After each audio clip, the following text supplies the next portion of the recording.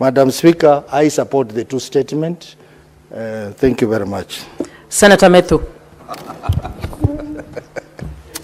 Thank you very much, Mr. Speaker.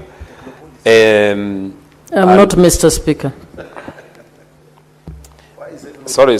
I don't know why we are all confusing.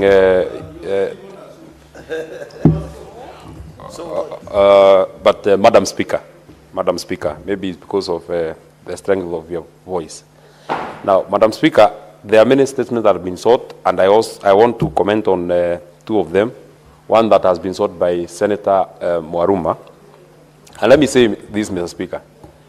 For those of us who oppose the current government, and those of us who are in the formation that I am in, we are said and we are seen to always oppose for the sake of it. But we all would want SHA to work, because we passed these laws. I was in Turkana. We passed these laws that put the SHA or the Social Health Authority into motion, Madam Speaker.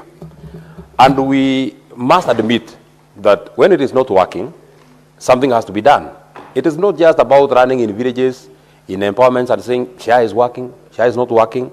These are specific cases that have been raised in this specific statement. And I think the reason why this issue of SHA does not make sense to most of the members of parliament, and that's why they keep defending it, even when there are very glaring gaps in this SHA, Madam Speaker, is for the mere reason that most of us are, or rather, all of us are salaried. So our deductions are made just directly from our pay slips. And more importantly, we also have a very good medical cover, because members of parliament have a very good medical cover. They don't care what the other Kenyans are feeling and how they are suffering, Honorable Speaker, because it does not make sense that you have paid for SHA faithfully for 2, 4, 7 months, but if you have not paid for it annually, you cannot get this service, Madam Speaker. So now tell me, if you have to pay for 8 months and you are not able to get services on the 8th month, what happens about the other months that you have paid, Madam Speaker? So we shall continue speaking until this Social Health Authority works the way it is supposed to work. Maybe finally, and I would want your guidance, Madam Speaker, on how you process statements as it was sought by Senator Dhangwa.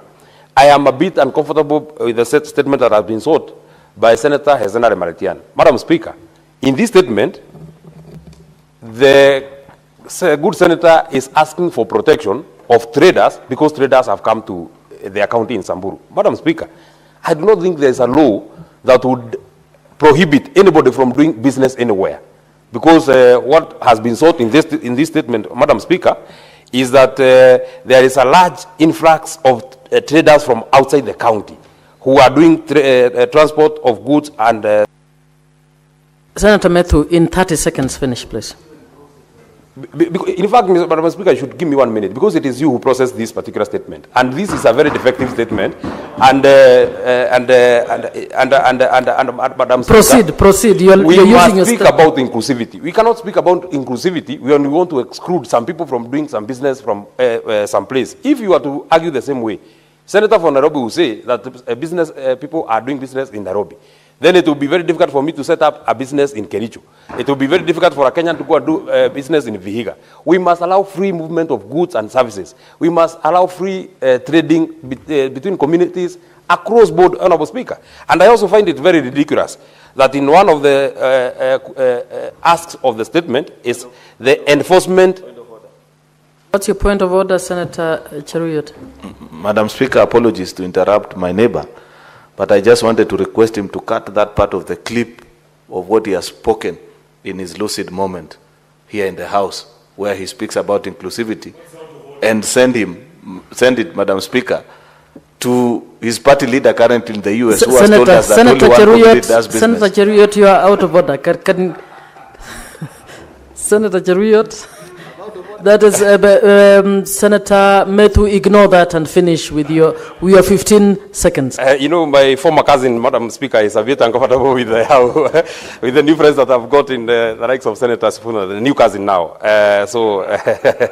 But I just wanted to say, Madam Speaker, we cannot, the ask that has been asked on the enforcement mechanism to ensure that traders from other counties comply with the county trade and market rules. Madam Speaker, The enforcement is by the county, because the laws are by the county. What else is the committee or the Senate expected to do in terms of enforcement?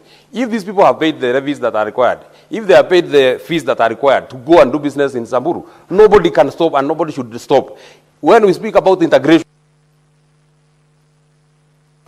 Senator Omtata.